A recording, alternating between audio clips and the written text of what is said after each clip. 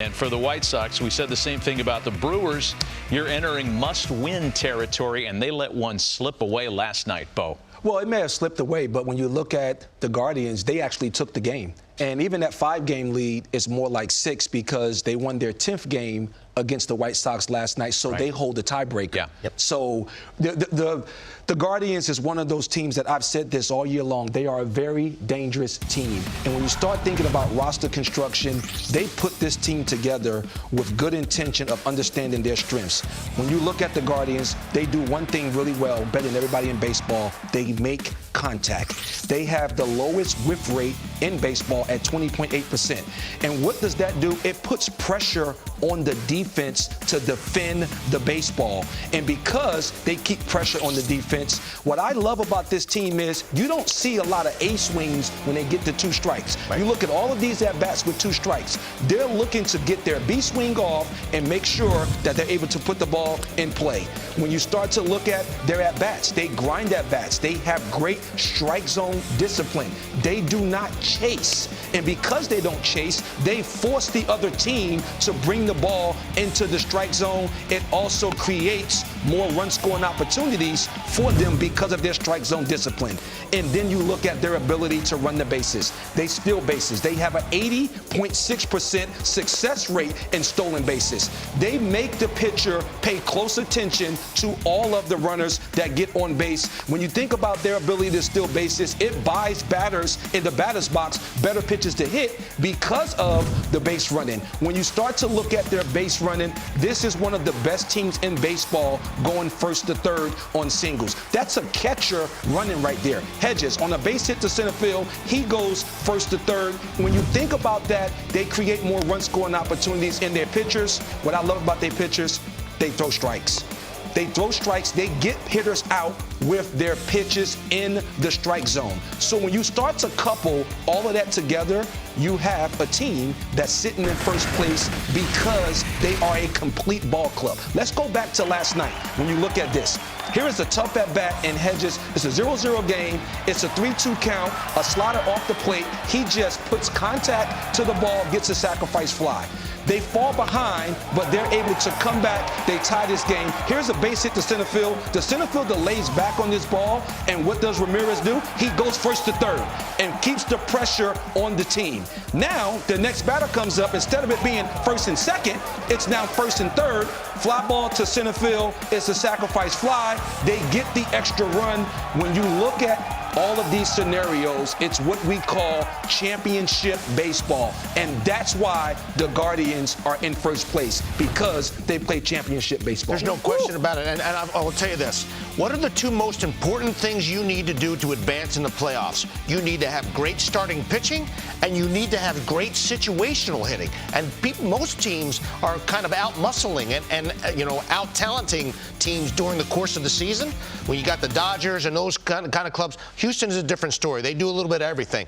But if you can situationally hit in the playoffs, you can win baseball games. I have a feeling that these guys are going to go much deeper in the playoffs than people think, even though they don't have the overall talent that other teams have. And you see that in the run differential, obviously. But I think this is a ball club that has a chance to go much, much further. And I think Tito's done a great job with this club. Yes, they remind me a lot of talking about Dayton Moore and roster construction, putting your team together very intentionally. You look at that 2015 Kansas City team. Yep. It reminds me a lot of that team. They didn't strike out. They threw strikes. They played defense. And when you look at this team, you see a lot of the same resemblance. They're able to steal bases. They keep pressure on the opposing team. And when you get into the postseason, yes, we look at the 3 natural outcomes, the home run, the strikeout, and the walk. There is something about teams that can make a pitcher. You look at last night. They had Dylan Cease. It was the 3rd inning. He was at 62, 63 pitches. Because they grind that bats out. They get into your bullpen early, and now when you start to talk about a deep series, they're going to start to get to those middle relievers a whole lot earlier. So Cleveland's kind of like last in home runs. The Kansas City Royals were 24th in home runs when they won the World Series. I mean, you know, they had a ton of doubles, and we're like third in doubles or something like that. But this is exactly what Cleveland can do. And I do believe if they get the good quality starting pitching, they got a chance to do some serious damage in the playoffs. You know, talking about Terry Francona teams and run differential and things of that nature. In 2007, I think Bob Melvin taught everybody when he managed the Arizona Diamondbacks that run differential is a little overrated, right? It's not one of those things that every World Series winner has in common. The same way low strikeout rates are something that World Series winners have in common. Teams that hit for contact, teams that hit for high average with runners in scoring position. These are the gene traits of World Series winners. So regarding Francona, he's had teams with more stars. He's had teams with more wins, on pace for more wins.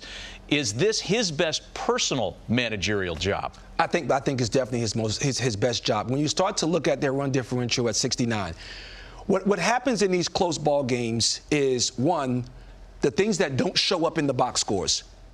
When do you start a runner 2-2, 3-2 to stay out of the double play? When do you go get your starting pitcher, even in a loss, to preserve your bullpen as you move forward in that series? When do you play the infield in? When do you play the infield back? Terry Francona has pushed all of the right buttons with this ball club because they don't have that superstar power or a lineup that can change the game with one swing. From a managerial standpoint, you can make managerial mistakes, but if you have 4 or 5 guys in your lineup that can change the game with one swing, they can basically make those mistakes look better. When you are managing a team that the margin for error is not that great, it tells you just how good of a job Terry Francona has done this year with this team. I guarantee that Tito is having the most fun actually managing this because he's managing the game. He's not like throwing those cards out there and just letting guys bop.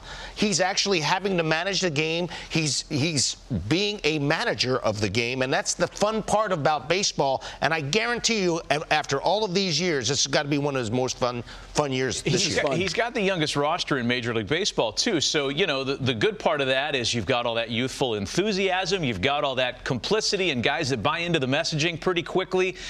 You also have fewer super-duper star egos to manage. The bad part of it is potentially what we'll discover moving forward, and that's nobody's really been there before. So watching this team in the postseason is going to be a lot of fun. One final question I have for you on Francona. I guess at the All-Star break, we all had Brandon Hyde punched as Manager of the Year. It's always the guy that does the most with the least, or the guy who has the lowest expectations. I don't know that we can pick just one in the American League this year. That's going to be a tough call. It's a tough call. It's a really tough call. Because of everything that we just said about Francona, when I look at Brandon Hyde, I look at the Baltimore Orioles and just what they were projected to win and how well they've played. That's what makes that conversation a really tough conversation. Yeah, just fantastic. And you know, and you start thinking about guys like Dusty Baker. I know that was a great ball club, but he's also done a heck of a job with that ball club as well. So, I mean, there's some great choices, some great managers out there, but I think this is Tito maybe his best work ever. That's great. Let's share it. Man, if Billy Sims and Charles White could share a Heisman, I think they shared a Heisman. Do I have that right? My college football stuff's not that sharp.